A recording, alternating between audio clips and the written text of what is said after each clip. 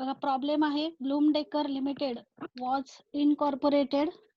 Bloom Decker limited नावाची जी company आहे ती रजिस्टर झालेली आहे 1 जानेवारी 2008 ला to purchase a business of Star Decker as on 1st October 2007 and obtain its certificate of commencement of business on 31st January 2008. The accounts of company for the year ended 30th September 2008 disclose the following facts. Company जी आहे ती register झालेली आहे 1 जानेवारीला, म्हणजे registration 1 जानेवारीला झालेलं आहे आणि व्यवसाय प्रारंभ दाखला जो आहे तो कंपनीला मिळालेला आहे 31 जानेवारीला. पण व्यवसाय प्रारंभ दाखल्याचा आपण विचार करत नाही, तर रजिस्ट्रेशनची जी डेट आहे तिचा फक्त आपण विचार करतो. बिझनेस स्टार्ट झालेला आहे 1 ऑक्टोबरला, म्हणजे त्यांचं वर्ष जे आहे ते आहे 1 ऑक्टोबर पासून 30 सप्टेंबर पर्यंतचं असं वर्ष आहे.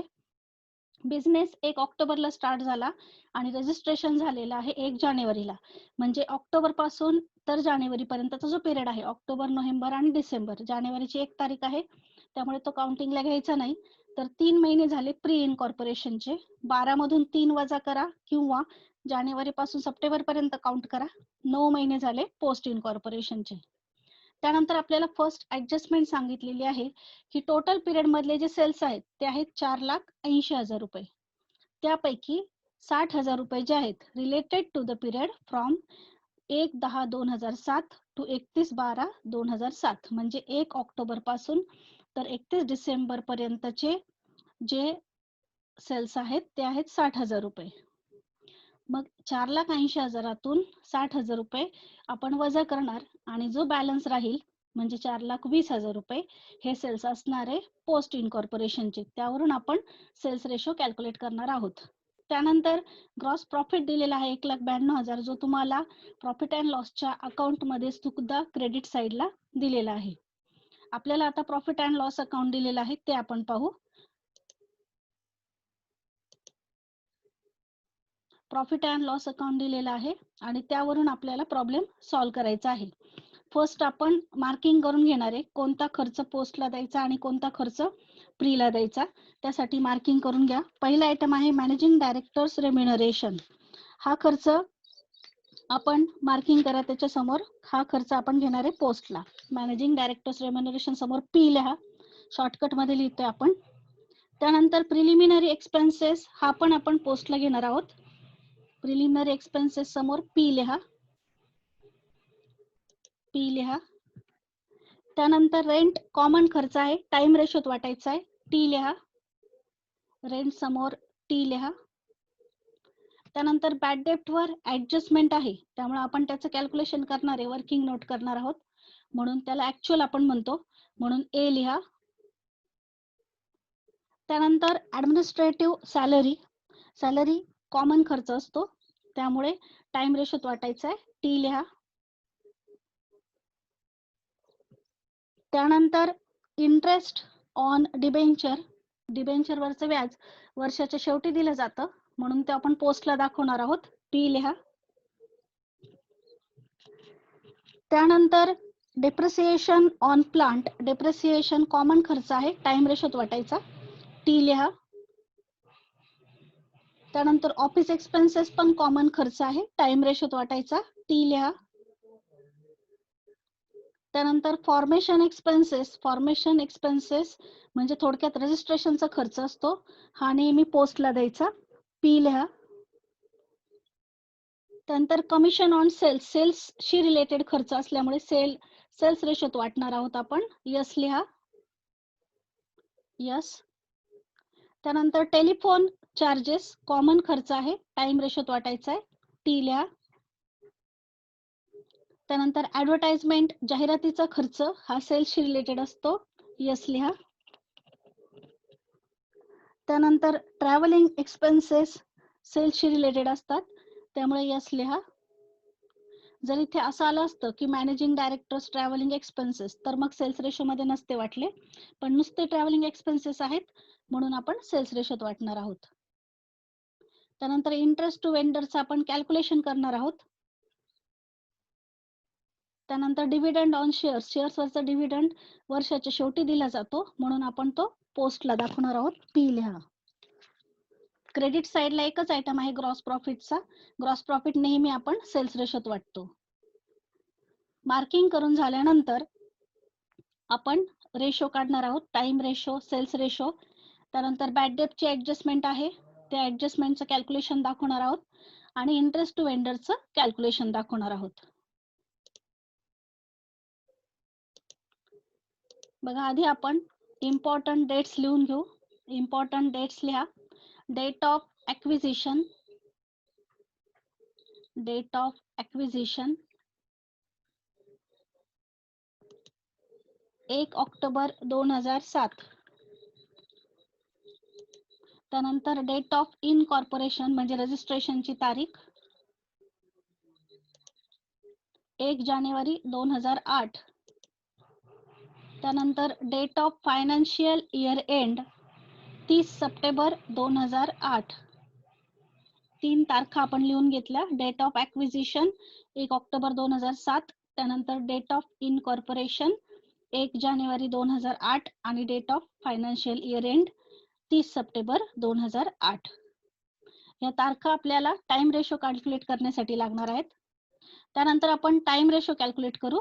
वरती हेडिंग द्या, calculation of time ratio. Time ratio काढण्यासाठी 2 भाग करायचे, एक प्री इनकॉर्पोरेशन आणि दुसरा पोस्ट इनकॉर्पोरेशन. आता प्री इनकॉर्पोरेशन मध्ये 1 ऑक्टोबर पासून तर 1 जानेवारी पर्यंत जे महिने काउंट केलेत आपण, ऑक्टोबर, नोव्हेंबर आणि डिसेंबर, म्हणजे 3 महिने, 3 मंथ्स घ्या. आणि पोस्ट इनकॉर्पोरेशन मध्ये राहिलेले 9 महिने, 12तून 3 वजा केले तरी चालतील किंवा 1 जानेवारी पासून 30 सप्टेंबर पर्यंत काउंट केले तरी चालतील. आता 3 आणि 9चा रेशो काढायचा. 3 एक 3, 3 त्रिक 9. एकास 3 रेशो येतोय. एकास 3 करा.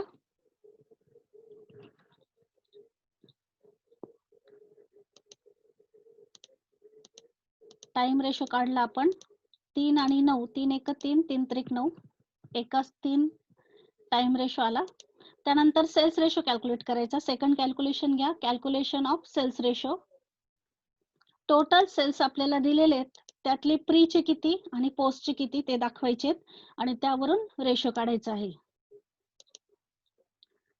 प्री इनकॉर्पोरेशनचे 60,000 रुपये सेल्स आपल्याला ऍडजस्टमेंट मध्ये दिलेले आहेत पहा. त्या ऍडजस्टमेंट वरून आपण प्रीला 60,000 दाखवले. पहिलीच ऍडजस्टमेंट आहे. टोटल सेल्स 4,80,000 आहे, त्यापैकी 60,000 रुपयेचा पिरियड दिलेला आहे 1/10 ते 31/12 म्हणजे प्रीचा. 480तून 60,000 रुपये आपण वजा केले, 4,20,000.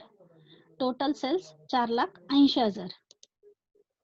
त्यानंतर याचा रेशो काढायचा, 0 0 कॅन्सल करायचे आणि 6ने भाग द्यायचा. 6 एक 6, इकडे 6 7 42, एकास 7 असा सेल्स रेशो आला. सर्वांचा सेल्स रेशो आला एकास 7. आधी आपण टाइम रेशो कॅल्क्युलेट केला, तो आला एकास 3. त्यानंतर सेल्स रेशो कॅल्क्युलेट केला, तो आला एकास 7. प्री इनकॉर्पोरेशनचे सेल्स आपल्याला दिलेले होते 60,000 रुपये. टोटल सेल्स मधून 60,000 वजा केले. पोस्ट इनकॉर्पोरेशनचे सेल्स काढले आपण 4,20,000. नंतर 0 0 कॅन्सल केले, 4 4 शून्य गेले, 6 एक 6, 6 7 42 असे एकास 7 हा सेल्स रेशो आला. त्यानंतर बॅड डेटची ऍडजस्टमेंट आहे बघा. बॅड डेट्स तुम्हाला ट्रायल ह्याच्यामध्ये प्रॉफिट अँड लॉस अकाउंट मध्ये दिलेले आणि कंसामध्ये एक तारीख दिलेली आहे बघा. बॅड डेट्स 4,000 टोटल आहेत आणि कंसात म्हटलंय of which ₹1,400 related to book debts created before 1/1/2008. एकूण 4,000 पैकी 1,400 रुपयाचे डेट्स असे आहेत की जे बिफोर 1/1/8 आहेत. 1,400 रुपये जर 1/1/8च्या अगोदरचे असतील म्हणजेच ते कशाचे असतील, प्री इनकॉर्पोरेशनचे. मग 4,000तून 1,400 वजा केले, उरले 2,600. हे रिमेनिंग बॅड डेट जे आहेत 2,600 ते रिलेटेड असणार आफ्टर इनकॉर्पोरेशन म्हणजे पोस्ट इनकॉर्पोरेशनची. मग टोटल 4,000 पैकी 1,400 रुपये आपण दाखवणार प्री इनकॉर्पोरेशनला आणि 2,600 रुपये आपण दाखवणार पोस्ट इनकॉर्पोरेशनला. बॅड डेप्स लक्षात आले सर्वांना. टोटल 4,000 बॅड डेप्स आहेत. त्यापैकी कंसात सांगितलं होतं की 1,400 रुपये हे बिफोर 1/1/8 आहेत म्हणजेच प्री इनकॉर्पोरेशनचे आहेत. टोटल 4,000तून 1,400 आपण वजा केले, उरले 2,600 ते आपण पोस्ट इनकॉर्पोरेशनला दाखवणार आहोत. त्यानंतर इंटरेस्ट टू वेंडरचं कॅल्क्युलेशन करायचं. Allocation of interest to vendor किंवा calculation of interest to vendor. बघा, इंटरेस्ट टू वेंडर जे आहे ते 8,000 रुपये दिलेले आहे तुम्हाला प्रॉफिट अँड लॉस अकाउंटला आणि त्याच्या पुढे कंसामध्ये सांगितलंय ऍट 6% ऑन 2 लाख. किती असो अमाऊंट आपल्याला कॅल्क्युलेट करून दिलेली आहे, त्यामुळे कॅल्क्युलेशन करायची गरज नाही आपल्याला. फक्त तारीख महत्वाची आहे. कधीपर्यंत पेड केलेला आहे तर फ्रॉम 1/10/2007 टू 31/5/2008. हे जे व्याज आहे इंटरेस्ट टू वेंडर पीसी वरचं व्याज हे किती दिलेलं आहे, किती महिन्यांचं आहे तर 1 ऑक्टोबर पासून तर 31 मे पर्यंतच आहे. मग ऑक्टोबर पासून मे पर्यंतचे महिने काउंट केले तर हे महिने येतात 8 महिने. ऑक्टोबर पासून मे पर्यंत 8 महिने येतात म्हणजे 8,000 रुपये व्याज हे 8 महिन्यांचं आहे. म्हणून 8,000ला 8नी भाग द्यायचा. एका महिन्याचं व्याज काढायचं. एका महिन्याचं व्याज आलं 1,000 रुपये. बघा, 8,000ला 8नी भाग दिला, एका महिन्याचं व्याज आलं 1,000 रुपये. आता ते परत 2 ठिकाणी वाटायचं, प्री इनकॉर्पोरेशन आणि पोस्ट इनकॉर्पोरेशनला. प्री इनकॉर्पोरेशनचे महिने आपल्याला माहिती आहेत 3 महिने आहेत. मग 1,000 गुणिले 3 कॅल्क्युलेट करून 3,000 रुपये इंटरेस्ट टू वेंडर आपण प्री इनकॉर्पोरेशनला दाखवणार आहोत. आणि उरलेले म्हणजे 8 मधून 3 वजा करून उरलेले 5 महिने जे आहेत ते 5 गुणिले 1,000 रुपये म्हणजे 5,000 रुपये आपण पोस्ट इनकॉर्पोरेशनला दाखवणार आहोत. टोटल इंटरेस्ट आहे 8,000 रुपये. 8,000 रुपये इंटरेस्ट 8 महिन्यांसाठी पेड केलेला आहे. मग 8ने 8,000ला भाग दिला, एका महिन्याचं व्याज आलं 1,000 रुपये. प्री इनकॉर्पोरेशनचे 3 महिने आहेत म्हणून 3 गुणिले 1,000 असे 3,000 रुपये आले. आणि पोस्ट इनकॉर्पोरेशनचे 5 महिने आहेत मग 5 गुणिले 1,000 असे 5,000 रुपये आले. आता आपण स्टेटमेंट काढतोय. सर्वांकडे स्टेटमेंट आखलेलं असेल, वरती नाव द्या. In the books of Bloom Decker limited statement showing profits prior to and post incorporation. त्याला डेट द्या. For the year ended 30 September 2008. सर्वांकडे स्टेटमेंट आखलेलं असेल.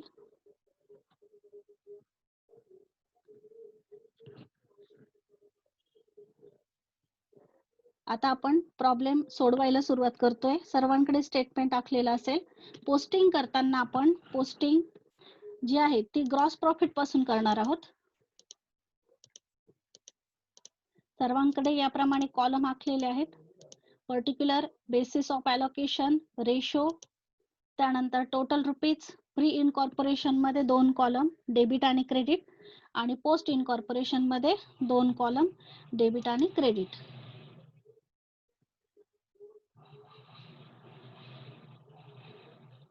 आता ग्रॉस प्रॉफिट आधी पोस्टिंग करा. ग्रॉस प्रॉफिट पर्टिक्युलर मध्ये लिहा. बेसिस ऑफ ॲलोकेशन मध्ये सेल्स. रेशो आपण कॅल्क्युलेट केलेला आहे 1:7. आता तुमच्या प्रॉफिट अँड लॉस अकाउंटच्या क्रेडिट साइडला ग्रॉस प्रॉफिट किती आहे पहा. तो अमाऊंट टोटल कॉलम मध्ये घ्या, ती 1,92,000. आता ग्रॉस प्रॉफिट क्रेडिट साइडला असल्यामुळे आपण प्री इनकॉर्पोरेशनचा हा क्रेडिटचा कॉलम वापरणार आहोत आणि पोस्ट इनकॉर्पोरेशनचा पण क्रेडिटचा कॉलम वापरणार आहोत. 1,92,000ला 8ने भाग द्या. 8 कसे आले तर 1:7. 7 आणि 1 यांची बेरीज केली 8. 8ने भाग द्या.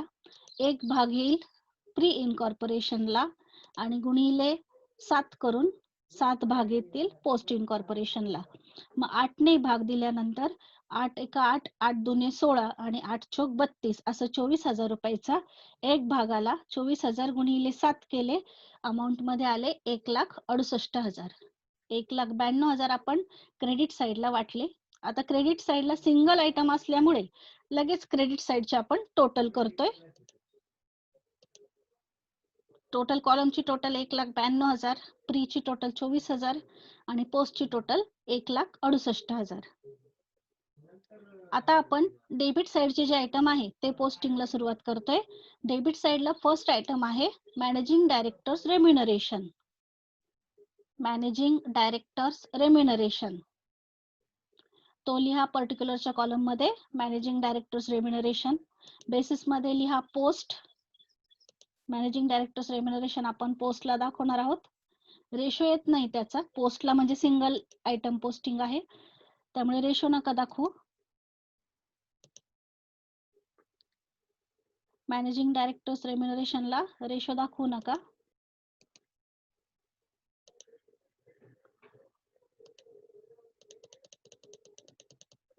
त्यानंतर डायरेक्ट टोटल अमाऊंट जी आहे ती पोस्टच्या कॉलमला पण डेबिट साईडला दाखवा. टोटल अमाऊंट पोस्टच्या कॉलमला पण डेबिट साईडला 10,100 रुपये. 10,100 रुपये. टोटलच्या कॉलमला पण 10,100 आणि पोस्टच्या डेबिटच्या कॉलमला पण 10,100. त्यानंतर सेकंड आयटम आहे प्रिलिमिनरी एक्सपेन्सेस. पर्टिक्युलर मध्ये लिहा प्रिलिमिनरी एक्सपेन्सेस. बेसिस मध्ये पुन्हा पोस्ट, रेशो मध्ये डॅश, अमाऊंट मध्ये 1,500. 1,500. सर्वच्या सर्व अमाऊंट पोस्टच्या कॉलमला दाखवा 1,500. पोस्टच्या डेबिटच्या कॉलमला 1,500. त्यानंतर रेंट आपण टाइम रेशो मध्ये वाटणार आहोत. बेसिस मध्ये लिहा टाइम. बेसिस मध्ये लिहा टाइम. टाइम रेशो तुमच्याकडे आहे, कॅल्क्युलेशन करा. रेशो मध्ये लिहा 1:3. 1:3 आणि कॅल्क्युलेशन करा.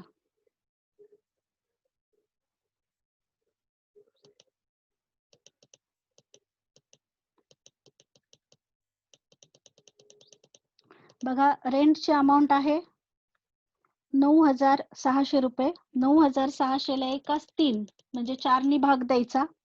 एक भाग प्री इनकॉर्पोरेशनला आणि 3 भाग पोस्ट इनकॉर्पोरेशनला दाखवा.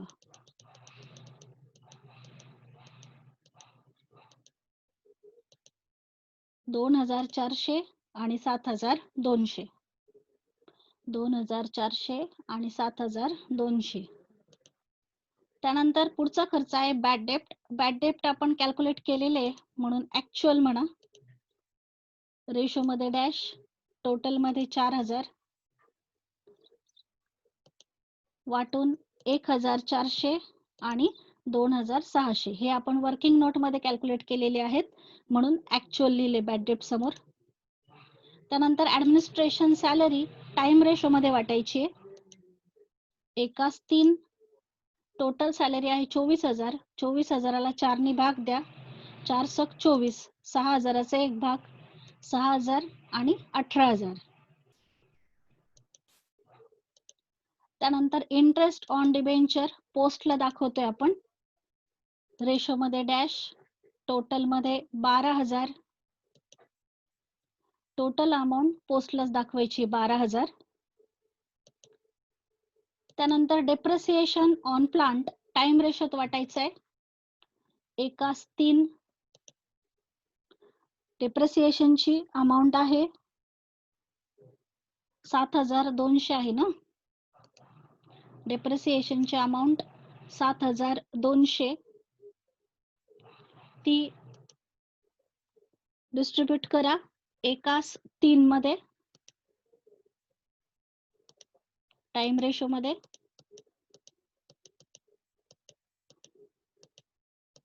डेप्रिसिएशन 72ला 4 भाग दिला किंवा 7,200ला 4 भाग द्या. 4 एक 4 वरती 3 उरले, 2 4 8 32, 1800 रुपयाचा एक भाग, 1800 गुणिले 3 5400, 1800 आणि 5400, 1800 आणि 5400. त्यानंतर ऑफिस एक्सपेन्सेस टाइम रेशो मध्ये वाटा, एकास 3 मध्ये. टोटल अमाऊंट आहे 3600. 3600 ला 4 ने भाग द्या, 4 9 36, 900 रुपयाचा एक भाग, 900 आणि 2700. त्यानंतर फॉर्मेशन एक्सपेन्सेस आपण पोस्टला दाखवणार आहोत. टोटल अमाऊंट आहे 4800. संपूर्ण अमाऊंट पोस्टची पोस्टला दाखवायची आहे. त्यानंतर कमिशन ऑन सेल्स रेशो मध्ये वाटणार आहोत, एकास 7 मध्ये. टोटल अमाऊंट आहे 7200. 7200 ला भाग द्या 8 ने, 7 आणि 1 8, 8 ने भाग देऊन एक भाग म्हणजे 900 रुपये येत आहेत. 8 9 72, 900 रुपये प्रीला आणि 900 गुणिले 7 करा, 6300 रुपये पोस्टला. त्यानंतर टेलिफोन चार्जेस कॉमन खर्च आहे, टाइम रेशोत वाटतोय आपण, एकास 3 मध्ये. Total amount 4800. त्याला 4 ने भाग द्या, 4 ने भाग देऊन 1200 रुपयेचा एक भाग आला 1200 चा.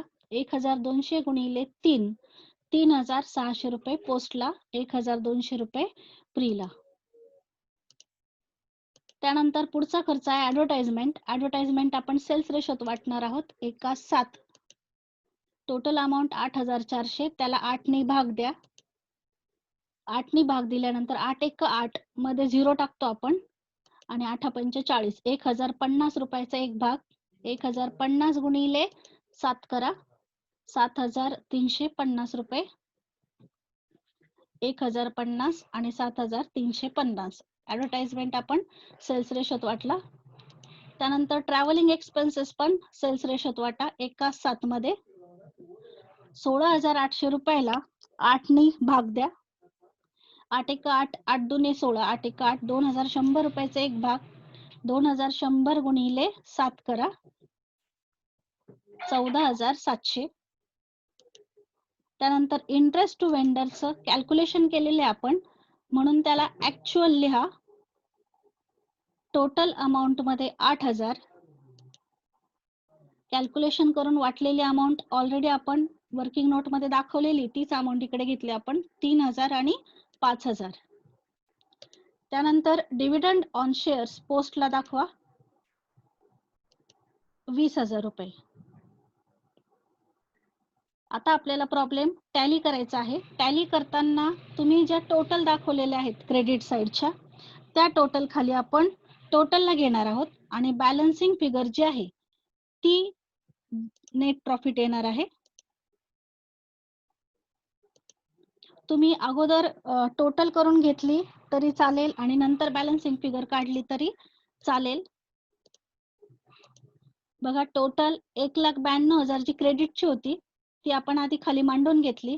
त्यातून डेबिटच्या सर्व आकड्यांची बेरीज केली, ती वजा करून जे उत्तर आलं ते आलं 50,000 रुपये. डेबिटच्या आकड्यांची बेरीज जी आहे ते येते 1,42,000, ती वजा करून जे उत्तर आलं ते आलं 50,000 रुपये. त्यानंतर पोस्टची जी क्रेडिटची टोटल होती ती होती 1,68,000, ती आपण वजा करून जे उत्तर आलं ते आलं 46,850.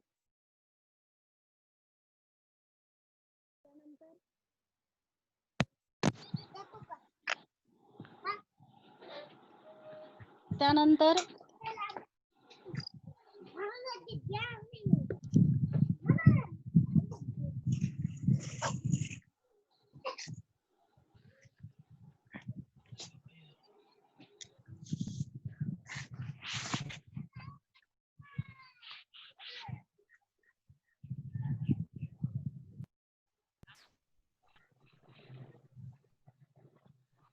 बॅलन्स काढा, 3,250 रुपये